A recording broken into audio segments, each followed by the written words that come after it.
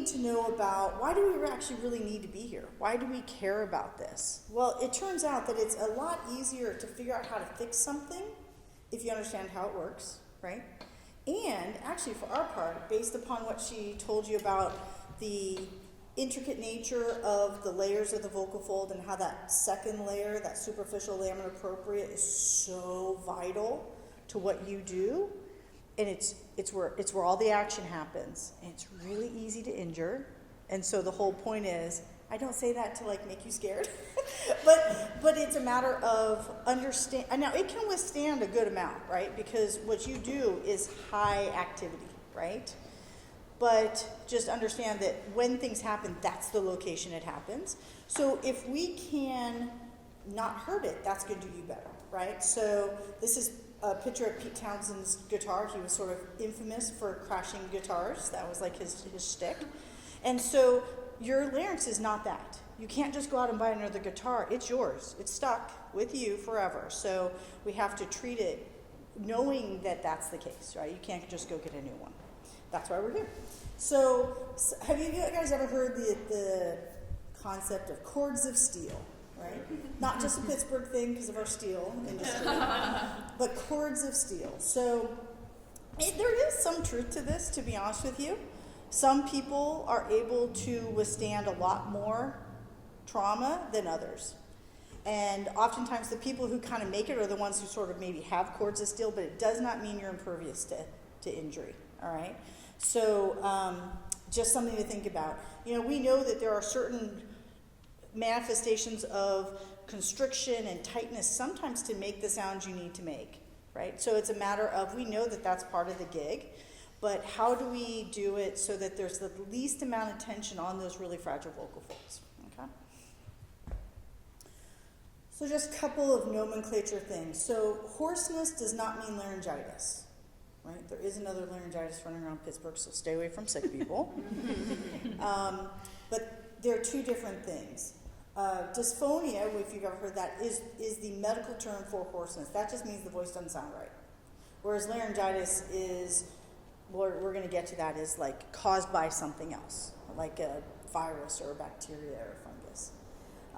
And so don't assume also that hoarseness is just related to reflux or allergies. That's oftentimes a misnomer. And a lot of PCPs, as they're doing their best, right? But they don't have all this knowledge. You're going to know more than them on this. That reflux and allergies are kind of the like go-to. Like, oh my gosh, you're hoarse. Oh, here's your antacid medicine and here's your allergy pill, right? And so you may need them, but realize that's not necessarily the whole story, right? When people are hoarse or have dysphonia, it's oftentimes painless. It doesn't hurt, okay? So then people kind of blow it off, like, oh, I just sound a little wonky, but it's not painful, so it's not a bad thing, and that's not necessarily true. It means that something's going on. So the first thing that we do when folks come in and see us is we listen to the voice. And based upon what it sounds like, that makes us think of different things. And so, like, let's say one of you come into the office and you see me, the first time we talk, my brain starts cataloging what do I hear? And based upon that, it's like a little game I play to keep, like, in it, right? Like, oh, I hear this. I then create a vision of what I think your vocal folds are going to look like. And then we look at them and we see, how was I, right? Not that it's about me, but it keeps it active, right? And you'll get to the point also where you can hear stuff in your voice like, oh, I remember that one time I had that and this is what it looked like, and so I'm probably in the same thing, right? So that's where this education part comes in. Oops, sorry. If there's an issue with raspiness, it's usually something with vocal fold vibration. If you're breathy, it just means your vocal folds aren't coming together. If you're having like odd catches to your voice, that can be sometimes can be the way we're using it, but also sometimes neurologic issues can present that way, okay? If there's altered resonance, right, she was talking about that, that's your vocal tract, okay? If it's really quiet, right, that's usually impaired closure, or your breathing isn't there, you're not powering that voice. Everyone can talk like this on 3 hair cells, right? So we think about breathing issues and sometimes the balance between them. And then when there's an issue with pitch or range. We start thinking about how the vocal folds look and are there any bumps and vibration issues along them. Oh, that's not what I wanted. Let's see. Okay, so here's different exams. Yeah, this is awesome. Look how good those vocal folds look. Wow, yeah. Oh, these aren't videos, right? Okay. No.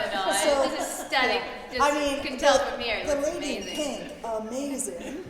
So, so the one on the left, this is Dr. Sinet. You can see our hair looks very similar.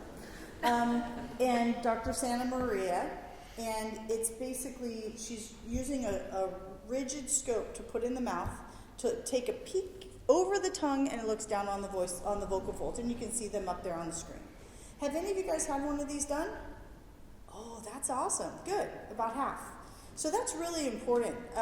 The other one is a flexible scope where they've now reversed each other, and Dr. Sinet is having a flexible endoscopy done. Again, looking at those beautiful vocal folds up on the screen. Has anyone had that one done? Less. Okay, interesting. So usually performers, the rigid gives us more clear view along the edge of the vocal fold, so that's where it's sort of our go-to for that. But if we were wondering if there's some issue with the motion of the vocal folds, not the vibration along the edge, the flexible scope is actually better for that. So sometimes you get both. Okay? It kind of depends upon what your story is telling us. All right. So if it feels good and there's no immediate consequences, what could go wrong? So these are the common things. Well, in Pittsburgh, acute laryngitis. Okay? And it's almost always viral, and we'll go through that a little bit. Fungal laryngitis is less common. We're not going to talk about that. It's usually related to uncontrolled sugar levels, receiving antibiotics, steroids, kind of changes the environment, and you can get fungal infections. Or bacterial laryngitis, which fortunately is very uncommon. All right? And then there's acute phonotrauma. We're going to talk about that, and then a little bit about chronic phonotrauma. Phonotrauma is just trauma to the vocal folds from voicing. Okay, viral laryngitis, fact or fiction? The correct gargle will make my voice improve faster. Have you heard that one? I'm here. Yeah, it's fake news. Yep. So, oh gosh. Just hit the thing button. You should. Yep. Yep. You got it. Gone. So, people will use gargles just because it soothes and it feels better. That's totally fine, right? Anything to make it feel better is a good thing, right? But it's not necessarily going to make you better faster. If I'm given steroids, I can then use my voice and not worry about it. Oh, I love it. You guys are awesome, right? So I'm not going to ask who's received steroids before, but steroids do make you feel like a superhuman, right? Where you're like, yeah, bring it on. I can hit that note I have never hit. Right? But it turns out you're taking it because you have an issue.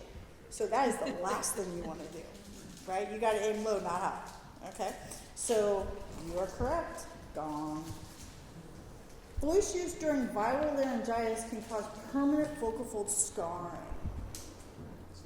Yeah, that is super true.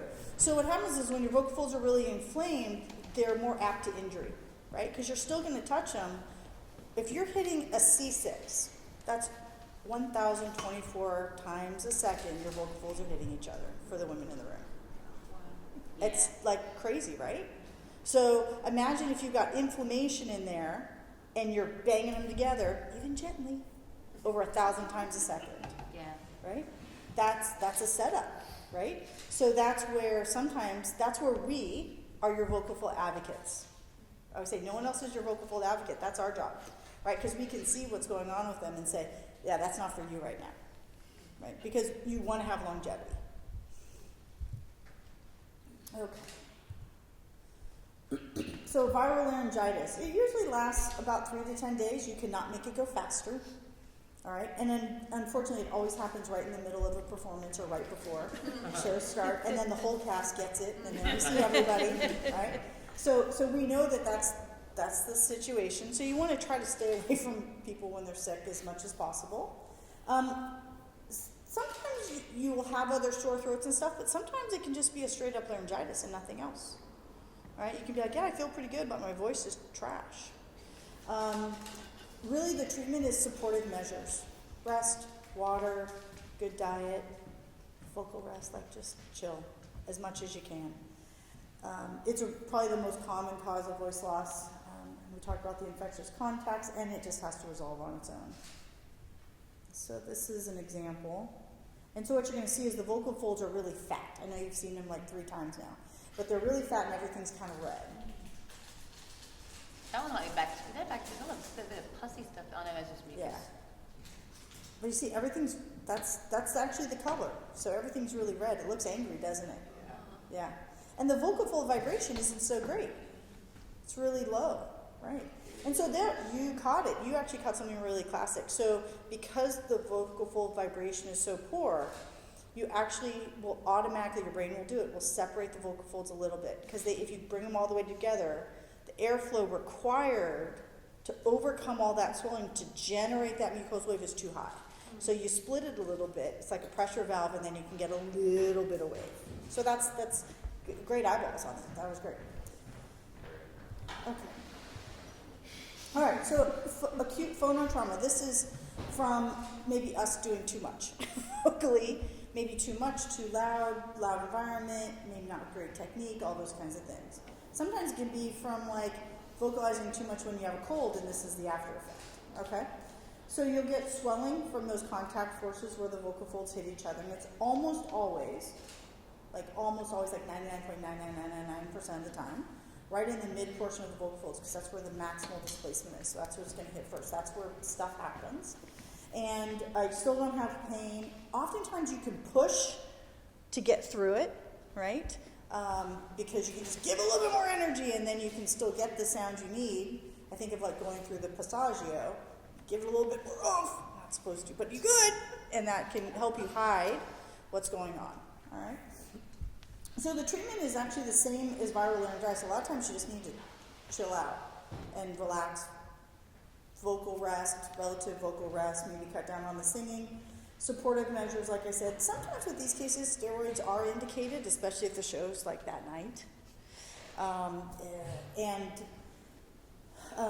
It always is important to understand why this happened, because you want to make sure that it never happens again, or you can at least reduce that risk. And that's where the conversations we have. Oh, I should have said, like, okay, hold on. So vocal fold hemorrhage is one of our emergencies. And you can see why. It looks really scary. Now, you're not going to be able to see that. We get to see that. And we try not to show that to you in our faces as we're looking. But you'll notice, obviously, a change in your voice, because oftentimes the vibration changes. Right, so now you're going to have a change in vibration side to side. It's no longer symmetric. And you're going to hear that as subtle little like roughness in your voice. Okay? And so it's from, sometimes it can be from a cough, a sneeze. I don't mean to like make you worried about coughing and sneezing, but sometimes it's something totally innocuous. So I say that to say oftentimes it's not your fault. Okay? And sometimes that like just gives you a little like, okay, it wasn't my fault. But what are we going to do about it? And so one of the big things with these is we need to make sure that wave is still there. Sometimes what we hope for is that when the blood goes away, the body breaks it down, it doesn't leave scar behind. And usually it doesn't, okay? And there's probably a lot more hemorrhage out there than we know, right? But that's why we take it so seriously, because there's a very small chance, but a very unfortunate occurrence that can happen rarely, right? So we want to be careful on that. So we'll shut people down. Mum's the word. And then I usually see people back every couple days to make sure that it's healing up the way it's supposed to. Okay? Mucosal tears is the other emergency. We only have 2, which is pretty sweet. This is what it looks like. It's just this little rattiness along the edge. They don't happen often, which is really good, because they oftentimes lead to scar. And again, it's just some irritation along the edge of the vocal fold. So, another fact or fiction now about acute phonotrauma. Repeated hemorrhages can cause vocal fold scarring. Yeah, it can. I kind of told you that, huh? I wanted you to do good. So what's interesting, though, is just because you've had one hemorrhage doesn't mean you have an increased likelihood of getting a second. Okay? Because sometimes stuff happens. It doesn't mean that you're set up forever to have that be your problem. If it continually happens, well then we got to take care of that, right? But that's why we take so much serious nature about it. Okay, ibuprofen and aspirin increase your risk for focal hemorrhage. That's what I've heard. I've heard that. Yeah, so it actually doesn't. But if you no. So because think about it, the number of people out there taking aspirin and ibuprofen, like bazillions of people, right? Not everyone's walking around with a hemorrhage. There has to be something else. That in and of itself is not the problem. It's whatever got you there, right? So, but I'll tell you, if you do get a hemorrhage, we take you off of everything because we don't want it to keep bleeding, right? So it doesn't increase your risk. Does that make sense? Yeah. So if you have a migraine, take an ibuprofen, right? I've heard just not to sing for long periods of time on it, Yeah. specifically opera singers. So there might be the thought that it's like the blood does thin when you're on aspirin and ibuprofen. No different than if you've got people, you guys are so young, but like if people have atrial fibrillation and they're on blood thinners for that, right? So these do the same thing to a lesser extent. I think the thought is that if you shouldn't be taking ibuprofen all the time anyways, right? Because then you need to see a doctor about that, figure out what else you need to be doing. But if you need it for, I don't know, you sprained your knee and you gotta like do something on stage and that's hurting and you have to do it, that's okay, right? Maybe that's not the time, to your point, to say, you know what, this is the time, I'm gonna go for that note I've never gone for. That's probably not the time to do it. So I'll give you, maybe we'll meet somewhere in the middle. Does that sound good? Okay. All right. I think the point that you're making, Doug Smith, is that if you look at the raw numbers and the increased relative risk, there isn't an increased risk of focal fold hemorrhage on those medications. So, yeah, take that how you want to, but yeah, don't be afraid to take it if you need it. Right. Sure. All right. Menzies puts one at risk for hemorrhage. It's only applicable to half this crowd. That's actually no. Again, if you look at the relative risk, right? So, but some, especially opera singers, females will notice a change in their voice during the premenstrual time usually.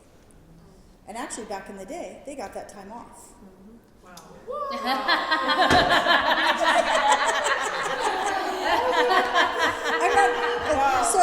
But they also during that time didn't have electricity in bathrooms, so this might be. But yeah, so there are very subtle changes, and most people don't notice it, and there's a very small handful that can gauge.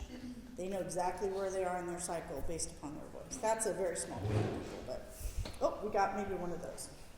All right, phonotrauma is impacted by bad technique. Yeah, of course, right? I mean, if you're doing it not good, that's probably not going to be good. Okay. We got to throw some easy ones in there. All right. To perform or not to perform? That's always the big question. So if someone has a hemorrhage or mucosal tear, that's a no-go. That's an absolute voice rest. You are not going on stage unless you can be mute. Okay? If you have vocal fold swelling, edema, like the end of a laryngitis. I mean, we've all kind of been in those times, right? You sing long enough, you're going to get sick at some point. You're going to have to figure out, is it safe to sing while you're sick? So if you're in the high point of it, probably not, depending upon your role, right? So we will look at, where we have this conversation, a risk-benefit assessment. What role do you have? How important? What does your exam look like? Is it scary? Is it not scary? Does it seem like you're on the tail end of it? Like all those types of things, right?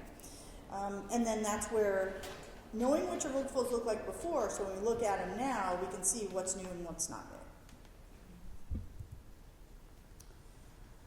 All right, vocal emergency. So is it safe to return to work? And are you risking more serious or career-threatening injury, i.e. scar? Right? Those are the things those are the conversations we have. And it's between you and us. Not anybody else is in the room. Okay? And so it's a truthful discussion, an honest discussion, because in the end, you want to make sure that you have that longevity that you're looking for, okay?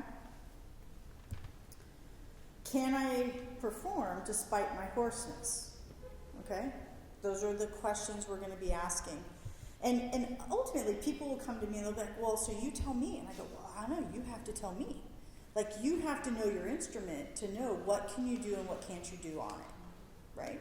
And so you have to be honest with yourself and not think about all the pressures that are around you, because this is you, and this is your one larynx, and you got it for your whole life, right? So that's where we have those honest discussions.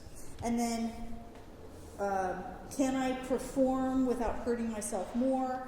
That actually has a lot to do with the type of music you sing. If you guys are all singing opera, that's tough. You got to have a good, clear sound for that, right? So there isn't as much leeway. If you're singing folk music, you can get away with a little bit more because it's a different tone, right? Not that it's less or more, it's just different. And so we talk about that. Are you the lead? Are you in the ensemble? Are you just doing a cameo? Like, can you be on stage for 1 minute versus like an hour and a half, right? So all those things come into play. And can I perform well? And this is where it's really hard, because especially before you get established, you're trying to be the reliable performer that they can call on, and you're Johnny on the spot every time, right? And so the question is, you have to balance between, am I not going to sound good, but be there? Or am I not going to be there so they can't hear me sound good, sound badly, right? And so it's that. And again, that's where we have those conversations. How important is this specific role based upon where you are for where your vision is? Okay. What will happen if I don't perform? Does the show go on? Is there an understudy? Sometimes there isn't. For you guys there is, I'm presuming. But in other situations, sometimes there isn't. And is there anything that can keep me on stage? So this is where we talk about marking, right?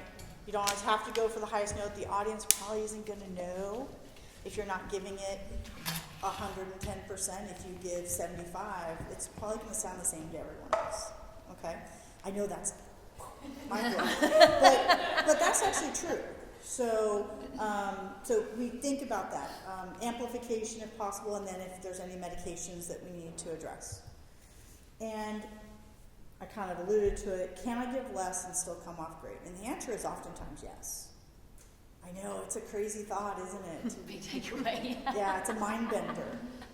So it's really tough because you guys have all gotten here because you're like the best of the best, right? Like you guys are the up and coming, awesome, and you've given it 200% probably a good amount of times, right? So as you move forward, think about, okay, when do I need to do that, and when do I really not have to do that? You don't have to give 200% 100% of the time. I don't think anyone's ever asking for that, right? And it really is this team-based decision that Chloe showed with that like diagram with all the colors around you guys. You guys are the center of it, but we're the team to keep you going. Chronic phonotrauma. Okay, fact or fiction. Belting. You guys would never belt, right? No. Okay. Well. So, belting causes nodules. Ooh, I like that. Yeah, there should be like a little asterisk. So technically it doesn't, but you're right. If you don't belt properly, so belting is always a high impact activity, 100% of the time. But there are ways to do it better so that you don't hurt yourself. Okay. Successful performers do not have vocal fold lesions.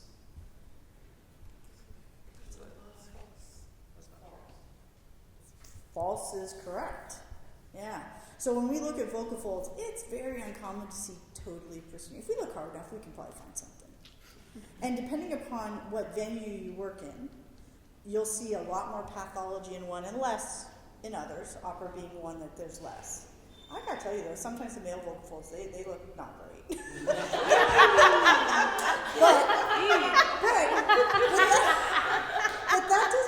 but they're getting paid to do that with those vocal folds, right? So it shows that you've got talent and that they're able to make it work for them. Right. So, what I will say is that it doesn't matter in some ways. In some ways it does, but in other ways it doesn't matter how they look.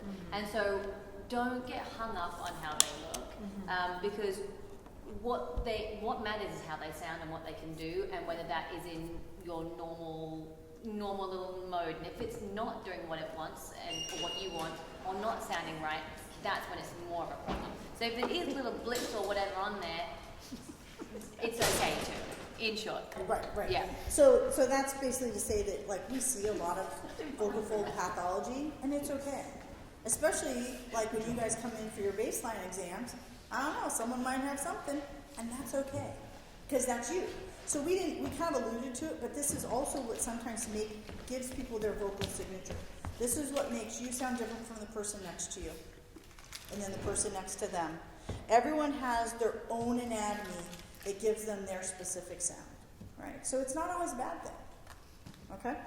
Question, yeah. Is it kind of like how guitarists have like calluses on their fingers because they just play so much? 100%. Kind of, yeah, exactly. And ballerinas' feet, that's my favorite analogy. They're the workhorse of the performer, but they don't look great without shoes on. I will say that for opera singers, your vocal folds typically do look nicer Really pretty. than a blues singer, which will have more calluses that change the tone and the sound and the quality of the voice. But again, don't get hung up on the need for them to look pristine. It's really how they work rather than what they look like. We look, because if there's an issue, that helps guide us. But that's why the baseline exam is so important, to know what your good time is. Okay. Chronic phonotrauma, traumatic vocal fold lesions require surgical removal. No, the answer is no. We just talked about it, right? Like, if that's you, and you're able to do the miracle question is, are you able to do with your vocal folds what you need to do? And if the answer is yes, you're good. Right? If it's no, then we start talking about stuff. That's not necessarily surgery. That is literally our last thing we do. And then after vocal fold surgery, if we get there, is the voice is never quite the same. And that's actually false. Oftentimes we can get it back to where it was. We're pretty gosh darn close. Okay? So surgery, we never jump into it, but it's not something to fear like that. Okay? Chronic phonotrauma lesions. This is just those collision forces over time leading to different vocal fold pathologies. We've all heard of nodules. Think of Pittsburgh. I have a node, which actually isn't true. You have to have two. So she should have had nodules. And you never do surgery on nodules, so that was a little fake too. But regardless, people usually call bumps on vocal folds nodules, just because they don't have another term for it, or they call them polyps. And sometimes they are, and sometimes they aren't. The issue is that we kind of think of them a little bit different because nodules are very amenable to voice therapy. They will melt away. All right. So we'll go here. So we're going to get to those lesions in just a second again. When you come in and we start talking about these chronic issues, we do want to assess, do you have uncontrolled reflux? We know that reflux is higher in singers because of your increased intra-abdominal pressures. You're literally breaking through that valve that separates your stomach from your esophagus, holds everything down, and you're pushing stuff up. So we know that reflux is higher in your population, right? But you can do things to make it less, right? It's really hard because you want to not eat within 3 hours of laying down, and eat good foods and stuff like that. But there's things that we can do. And then allergies. Pittsburgh's not a great allergy town. Making Pittsburgh sound bad. It's actually great. But allergies are high here because it's a wet, damp location, all right? And so we need to make sure that that's helpful. Why? Why are your taking care of your allergies so important? It's going to help your resonating cavity. If everything's filled with snot, you're not going to resonate.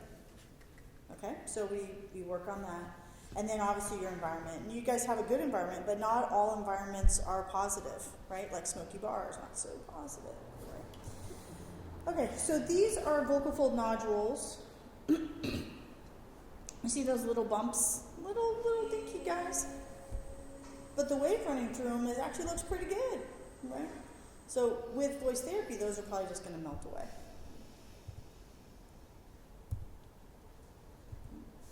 All right. No,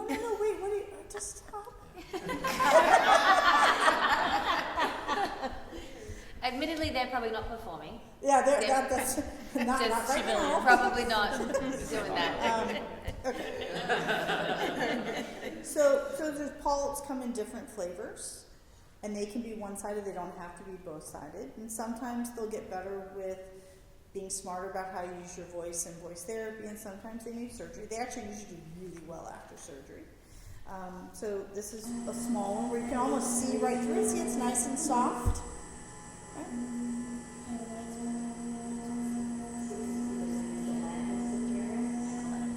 So that person may hear it in their passaggio. They might have a little crack in their passaggio, and that's what that is.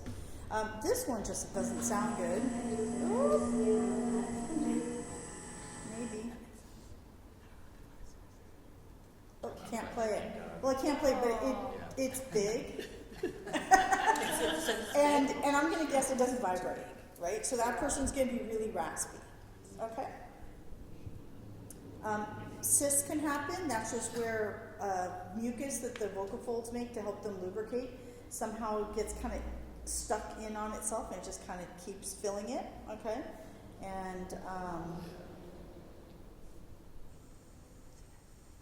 And they can change your vibration. So you can see there isn't a whole lot of vibration going on that side. Right? So they're usually pretty hoarse. And then this one's a little bit more superficial, a little easier to take out. They don't tend to go away on their own. And there's nothing that these people necessarily did to get them. It can sometimes just happen. Okay. Question. Yeah. I should know this by now. Which side is the anterior and posterior? Oh, so sorry. Okay. I should It's a have good said that. That was my fault. It's a great Great question. So, this is the front for your neck. This is the back. This is actually your spine back here. And then everything's reversed. So rights are lefts and lefts are right. Because Exactly like that. Yep, it's a V pointing forward. Yep, exactly. So yeah, we're coming at you this way. So rights and lefts are opposite. And your food plate is back there. Yeah, food pipe is down this right here. That's why we've all had food go down the wrong pipe, right? Like if you're laughing, not paying attention. Well, it's because it's literally right next door. It's sort of a baptism.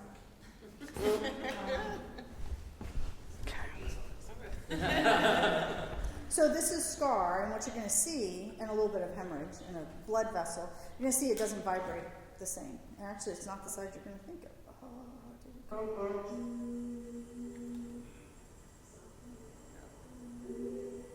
See how this side over here doesn't vibrate at all? Okay. That person is probably not singing in the opera. But could you hear the sound that was being made? Is that really rough, raspy, just not soft or clear or anything? So the treatment for all these is behavioral modifications, so we kind of clean up life in general. Medical management if that's needed, right, with antacid medicines, allergy meds, sometimes short courses of steroids. Voice therapy is actually super important, okay? And for you guys, also probably singing voice therapy. And we have a singing voice specialist who wasn't able to be with us today. And hopefully not surgical intervention, but hopefully I dispelled a little bit of the fear of it, maybe a little bit, if that's needed. So don't fear. Vocal fold injury is actually pretty common. And the vocal folds, even though we've been giving maybe a little doom and gloom sense, it actually is really good at healing itself most of the time. All right? It's almost always treatable in some aspect, and many successful performers have irregular vocal folds. All right? That's actually very common, and may actually provide that vocal signature, like what makes people want to hire you in particular. All right? We always make sure that before we do any surgery, if that's needed, that that's actually the problem, because there can be other issues leading to a voice disorder. And obtaining, again, that baseline video is really important. So, you guys have already taken the first step to educate yourselves, which is going to help you minimize that risk, hopefully, so that you can maximize your performances And you're going to get to meet with the team before, hopefully anything starts. So, all right. So, Dr. Snett, did you want to do this? Yeah, go. Everyone, this is Dr. Sandra Snett. She is one of our laryngologists. Straight from the OR. Libby's doing a great job. Hopefully I could only be just a fraction of good as you were doing. But my name is Dr. Sandra. I am part of the lovely team. My specialty is mainly with dysphagia, but I do love voice. My husband's a singer. I pretend to be a singer a lot. And yeah. So just grateful to be here and chat with you guys. And again, same flow. If there's any questions, you could just interject in any way, okay? So everyone is terrified of Julie Andrews. Did you have it in your last presentation, the picture of Julie Andrews? Oh, but that was pre-surgery. I did Yeah. have some, I had her as a way of describing how, like, different types of articulation, because her articulation Gotcha. is, like, Okay. on point. Yeah, but Yeah. she's always the quintessential horror story. So, like we probably mentioned before, just make sure if you're getting in, not to like shy away or poo-poo on general otolaryngologists, because they're great too in what their purpose is. But you want to make sure that you're being seen by a multidisciplinary care team with fellowship-trained laryngologists who specialize in voice, because then you can ensure that you're going to get the proper team with an awesome, background that's able to manage what your needs are as a professional voice user. So my teacher told me I should avoid surgery at all costs. Not true. As laryngologists, when we see a lesion, again, we're not always going to jump into surgery as the preliminary mode of treatment. There's other things and tips and tricks that we can try before we need to get there. But if we ever do need to get there, just know that you're an able, capable, amiable, affable, all the A's, hands that will be able to get you the best possible outcome. And there is risk with surgery, but there is also risk to not doing surgery. So we talked about, the risk of scar or lesions progressively worsening. That's why it's always good to have the baseline exam that we definitely talked about before, I'm sure, so that we can compare and kind of track how these lesions, if there are any lesions or behavioral modifications, are working for you. So definitely get a baseline exam, record it on your phone, keep it, make it your screen page, so you know what your baseline I've bought them all USB sticks. Oh, nice. And so when we do the exam, we'll download it onto a USB. Good. Yeah. My husband has his CD from when I was a resident. I'm like, Your phones are good too. yeah. Yeah, you can both. Yeah. Multiple modalities. Right. And when done appropriately, risk of worse voice after surgery is very low. We can't reiterate that enough, that you, in the right hands, will be getting proper care from A to Z. And when the voice therapy, behavioral modification, and medical management fails, surgery may be warranted at the end of the day. But we do go through the proper steps and employ everybody. Even whether it's surgery or not, our team is involved from beginning to the end, because it does take a village. And sometimes people go and get care in the community, and a lot of our patients don't ever get voice therapy first or even voice therapy afterwards, and then they have lesions reoccur. And I would say our speech language pathologists, our PA, are equally as important, if not even more important, part of the team, because they really are the ones that are like in the trenches, like making sure that you are getting everything optimized as best as possible. And sometimes it is obvious that voice therapy will not resolve the problem, but it still has a role for voice therapy. So, like I said, they are integral part of our team, whether we do surgery or not. And so this is a little polyp that you see on the vocal fold, vibratory edge. So now it's flipped, because in surgery, we're looking at it in a different view. So you're laying down, and we put an instrument that kind of isolates the vocal folds. Oh no. You can just touch your screen. Okay. Okay. So this is anterior, like the bladder you're talking about, but it's like this, now it's like this. And then this is where the food tube is. And so we take what we call a laryngoscope that isolates the vocal folds and allows us to work under a microscope. And then you can see we have different cameras that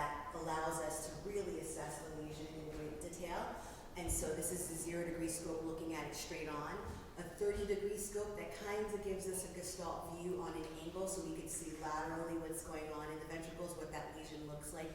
And then this is a 70-degree, so we really get like a head-on view of the lesion and look at this part of the voice box, which is pretty important for voice and singing production.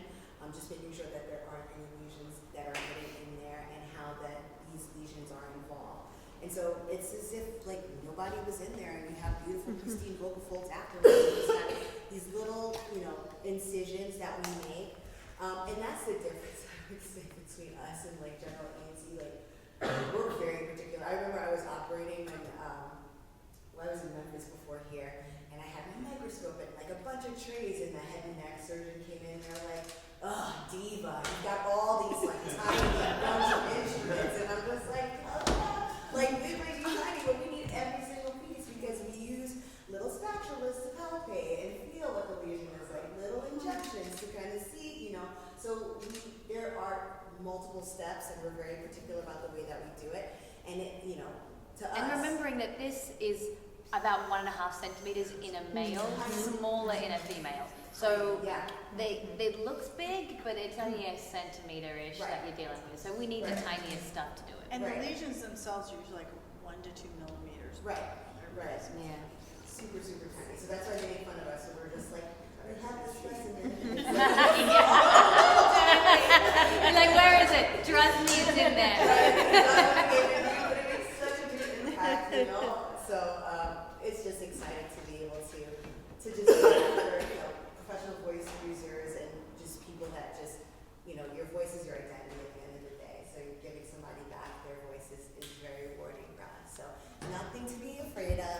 Getting in the right hands, making sure you do your due diligence, and multidisciplinary team is key. So getting a good outcome, good judgment, like we said, for both the surgeon and the patient, timing, discussing the plan post-operatively, how that plan is going to pan out with your surgical team and your multidisciplinary team.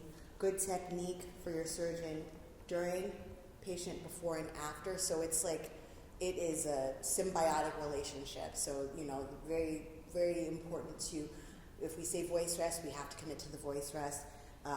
If we have voice therapy, when you have voice therapy afterwards, very important to show up and just, we're married now. When we're married from the beginning. Once you are in our clinic, you're ours forever, and we want to take good care of you and make sure that you get the best outcome possible. So we give you all the documents, all the paperwork, so that you understand, and then the speech language pathology team also helps to drive those things home. A little bit of luck, that just means we call it protoplasm. So some people just have poor protoplasm. It's so mean to say, but just people just don't heal well. Whatever it's multiple health issues that they may have that may lead to poor wound healing. But most of I would say most of you guys are just healthy and heal really well. I would say most of the time. Would you guys agree? I don't think that's really a terrible issue that we deal with often. And then just creating a healthy environment for wound healing. So we should say love on your larynx, hydration, humidification, vocal rest, pre and post voice therapy, singing voice therapy if warranted, hydration. I was doing the talk last night for my husband, and we're both Caribbean, so we're like hydration, humidification, so all the shuns. You want to just shun your joke, okay? And then reflux control in whatever capacity, like Dr. Smith said, intrathoracic pressures are altered a little bit when you're a singer, just because you're letting things out of the sphincter that normally aren't, and so that may increase reflux. So if you're symptomatic, or sometimes we just say we'll just put you on reflux medications just to control that too, just to get the best possible outcome. So on behalf of the Voice Center, Voice Airway and Swallow Center, thank you. And is that the number that they're going to call? I have a slide. Okay, all right. Yeah, So something just like disregard the number. Yes. Everybody else, our entire team. if you lose the other one, that one should be easy to remember. Yes, yeah, that's true. That is true. That's the one I remember, to be honest with you. But 232 Sing, Dr. Santamaria Well, has more yeah, information for our contact information. And you met Dr. Smith, who is the director of our Voice Airway and Swallow Center.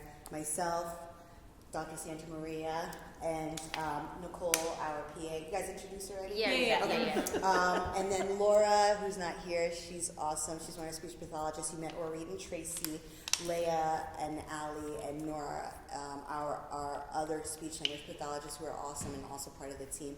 And then Robert Fire, who's amazing. I hear him on the piano, and his singing therapy is just lovely. And if you would ever need him, he's a joy to work with too. So thank you guys.